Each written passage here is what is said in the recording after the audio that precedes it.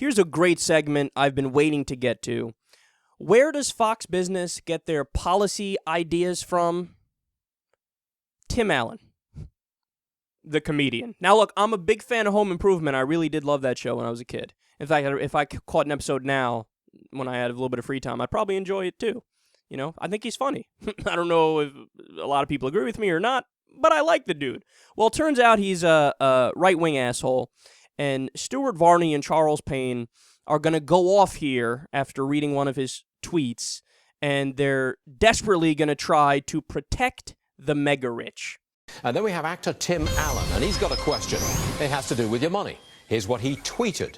How does taxing high-income people help the middle class succeed? Okay, there's the question.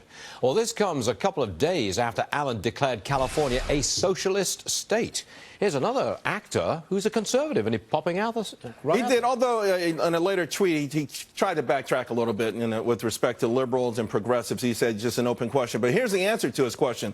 These kind of high tax, harsh rhetoric toward businesses, states or cities are where you have the worst forms of income inequality. And I keep saying, this is the irony that everyone keeps saying, hey, let's tax the rich. Let's tax assets. Someone has a vase in their house that's worth $100,000. Every year, let's chip away at it and take 5% of it, even though it's not throwing off cash. Eventually, we'll steal that vase indirectly. Here's the thing. If you take the top states, including Washington, D.C., worst income inequality gaps, D.C., New York, Connecticut, Massachusetts, California. You only have 2 southern states in there. These are big, giant states that we consider successful and they are states. The most unequal? The worst income inequality in this country. The worst. The best is Utah, Alaska, Wyoming. By the way, let's go even further down. Let's drill down a little bit more. Cities.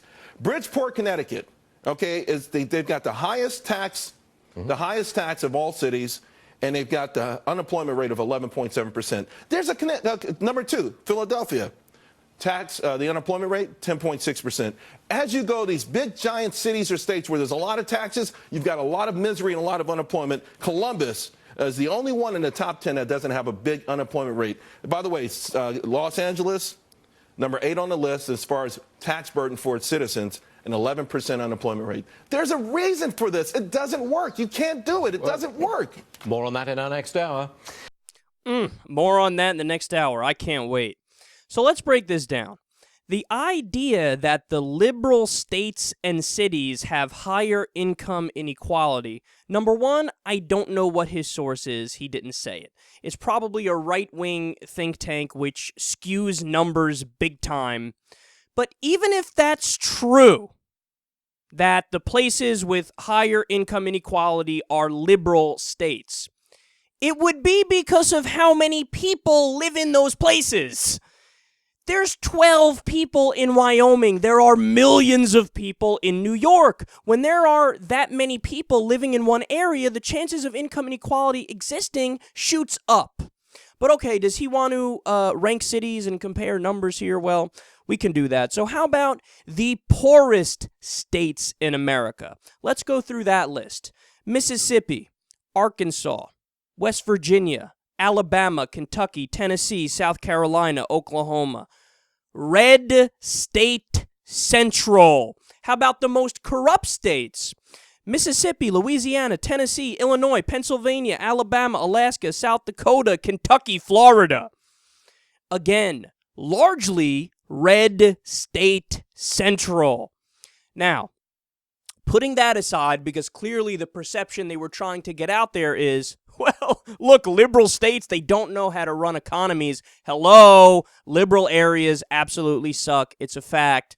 Just told you so. Well, no, I just showed you how that's not true. Actually, the poorest states in the United States of America are by and large conservative places because they don't believe in social safety nets, they don't believe in unions, they don't believe in worker protections, they tax the poor and the middle class more and cut taxes on the rich more. So there's a plethora of reasons why it is that the conservative places are way worse off economically than the liberal places. But putting that aside, let's go ahead and answer Tim Allen's question, because I think he's genuinely curious and he's asking a question. He may have beliefs about it, but there actually is an answer. So he says, well, why does taxing the rich help the middle class? I can answer that. Well, number one, income inequality is at a record high right now. The richest 400 Americans have more wealth than half of the country combined. Okay, that's way out of whack. Just the Walton family, so 6 people, they have more wealth than 45% of America combined. 6 people have more than almost 50% of the country. Again, way out of whack. When you broaden the conversation to the world, the richest 85 people have more than the bottom 3.5 billion people. So you could fit that number of people on a double-decker bus, and they have more than 50% of the world. See, here's the problem. When things get that far out of whack, what happens is the middle class and the poor, they don't have what's called purchasing power, which means that they can't buy the goods that are produced by the so-called captains of industry or the rich people. So then eventually the economy is going to crash. It's going to tank. We're going to go into a depression because the jig is up when people can't buy the goods that the so-called captains of industry make. So that's one reason. It leads to economic instability. Just to give you one more point on this, during the right before the Great Depression and right before the stock market crash in 1929, so in like 1928, 1927, the richest 1%, they were making 28% of the nation's income. Okay, richest 1% made 28% of the nation's income. Now, what happened when it got that skewed and it got that top heavy because all the money was going to the top 1%? We had the Great Depression and we had the stock market crash. Now, compare that to what's called the golden age of economic expansion in the U.S. So post the New Deal, around the time of World War II, and after, when we had strong unions, we had a middle class that was the envy of the world, we had better labor laws, etc., etc. During that time span, the top 1% only made between 8 and 12% of the nation's income. So what happened then? Again, we had a middle class that was the envy of the world. It was booming. It was the golden age of economic expansion.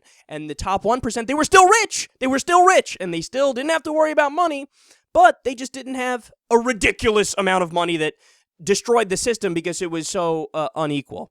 And by the way, fast forward to 2007, right before the Great Recession, same thing. The top 1% had was making about 28% of the nation's income. So historically, there's always crashes when the rich are so ridiculously rich, which is why you need a high tax on them. They could still be rich, but they can't have umpteen billions and billions of dollars. And then finally, and this is the most important point here, if you tax the rich, okay, you can fund schools, you can fund hospitals and roads and infrastructure and child care, and it stops us from living in a gilded age. All of the most modern, industrial, flourishing nations that have the happiest people, they all have higher taxes on the rich and a fantastic infrastructure and fantastic social services and a social safety net. So the answer to your question, Tim Allen, is that it stops us from being tremendous douche weasels.